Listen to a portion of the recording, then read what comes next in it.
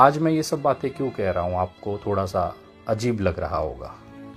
एक मजबूर बाप जो बिहार से आता है महाराष्ट्र मुंबई नौकरी करने के लिए, इस उम्मीद में कि दिन रात मेहनत करके कुछ पैसे बचाकर अपनी बिटिया के भविष्य के लिए मैं रखूँगा, उसकी एक बेहतरीन परिवार में शादी कराऊंगा, धूमधाम से शादी होगी। इसी बीच उसकी हत्या कर दी जाती है। हत्या वो भी अपनी बिटिया के शादी के ठीक 3 से 4 महीने पहले। सोचिए क्या बीत रही होगी उस परिवार पर, जिस घर में बारात आने वाली होती है, बिटिया की धूमधाम से शादी होनी है, उसी घर से बाप का जनाजा उठता है, कब्रिस्तान ले जाया जाता है, दफना दिया जाता है। क्या बीत रहा होगा उस बिटिया पर, जिसे ये अरमान था कि 4 महीने बाद मेरी शादी में मेरे पिताजी को मैं विदा करके नए ज़िंदगी की शुरुआत करूंगी। क्या बीत रही होगी उस माँ पर जिसका पति अभी अभी खोया है 4 महीने बाद पहले, और 4 महीने बाद बिटिया भी चली जाएगी। ये वो पीड़ा है जिससे मैं बहुत ही संकट में गुजर रहा हूँ। मेरी हिम्मत जवाब दे रही थी कि मैं शायद इस परिवार की मदद न कर पाऊँ। मैं कुछ दिखाना चाहता हूँ आपको।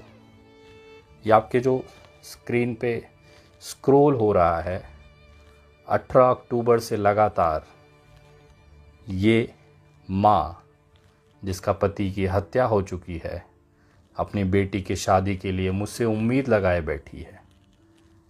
किसी ने उसे कह दिया कि आप विनय दुबे से संपर्क करो, आपके पति नहीं है लेकिन एक बेटे का फ़र्ज़, एक भाई का फ़र्ज़ वो निभाएगा और इस बिटिया की शादी वो पूरे अरमानों के साथ, जैसे उसके पिता चाहते थे वैसे कराएगा। मैंने कहा कि व्यक्तिगत तौर पर मैं आपको एक मदद कर देता हूँ, उससे ज़्यादा मैं नहीं कर पाऊँगा।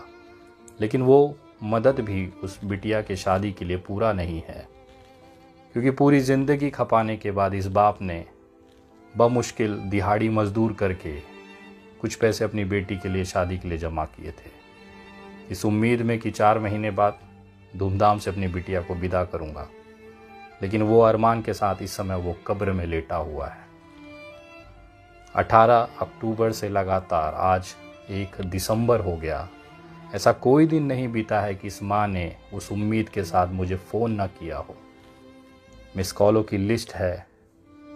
मैं हताश था, मैं फ़ोन नहीं ले पा रहा था, मैं क्या जवाब दूँ इस माँ को।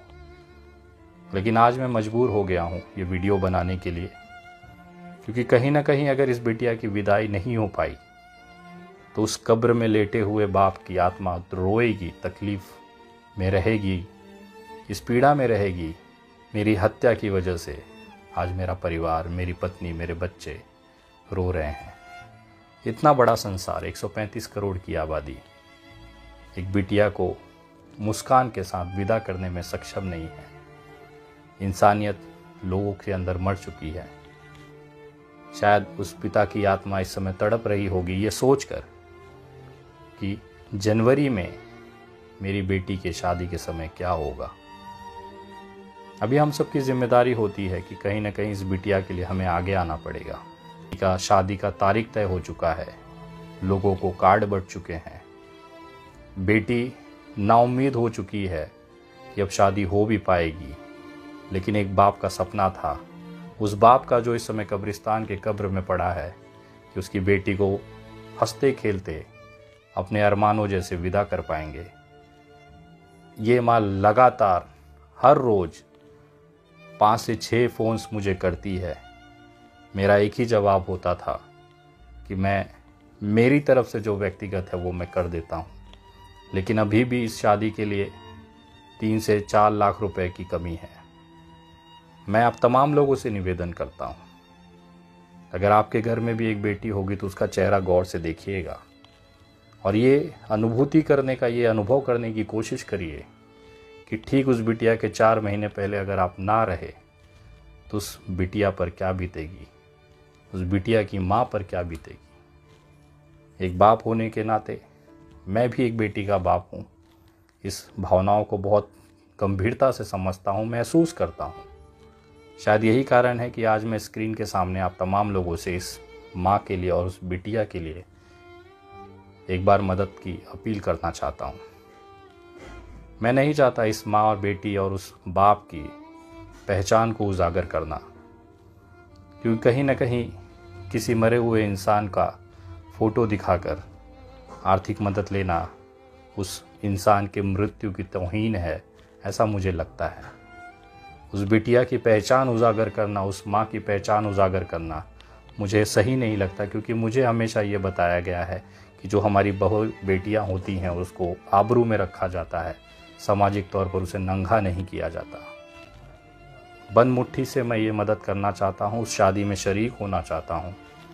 तमाम आप लोगों की मदद से उस लड़की को विदा करना चाहता हूँ। और घबराइए नहीं, आप लोग मदद अगर नहीं भी करेंगे तो भी विनय दुबे एक भाई के नाते इस बहन को ज़रूर विदा करेगा, जैसे इसके पिताजी चाहते थे।